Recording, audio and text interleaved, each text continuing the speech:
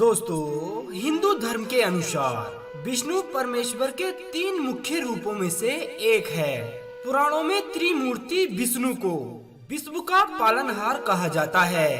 त्रिमूर्ति के अन्य दो रूप ब्रह्मा और भगवान शिव को माना जाता है।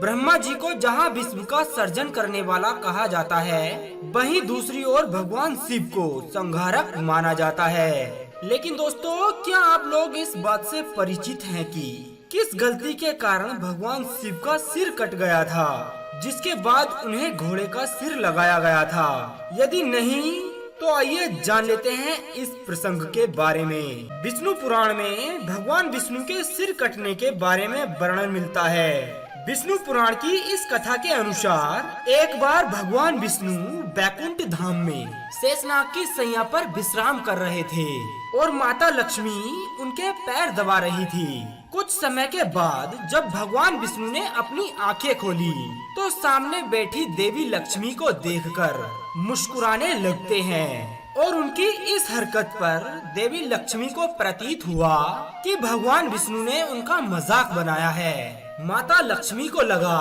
कि भगवान विष्णु ने उनकी सुंदरता का उपहास किया है और उन्होंने क्रोध में आकर भगवान विष्णु को श्राप दिया कि जिस सुंदर चेहरे पर आपको अभिमान है, आपका सर ही एक दिन धड़ से अलग हो जाएगा।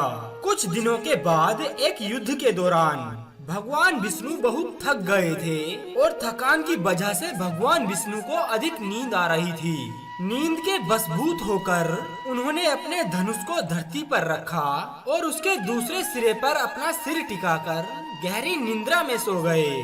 थकान की वजह से उन्हें गहरी नींद आ गई और इसी दौरान स्वर्ग के समस्त देवगणों ने एक यज्ञ का आयोजन किया था। जैसा कि सभी को ज्ञात है कि जब तक त्रिदेव ब्रह्मा विष्णु महेश यज्ञ में दी जाने वाली आहुतियों को स्वीकार ना कर लें, तब तक कोई भी यज्ञ पूर्ण नहीं होता है। दोस्तों, जब यज्ञ समाप्ति की ओर बढ़ रहा था, तब यज्ञ के पुरोहितों ने देवताओं से आग्रह किया कि भगवान विष्णु को निद्रा से उठाएं, अन्यथा यज्ञ पूर्ण नहीं हो पाएगा। देवताओं ने जाकर भगवान विष्णु को निद्रा से उठाने की लाख कोशिश की, परंतु वो नाकाम रहे।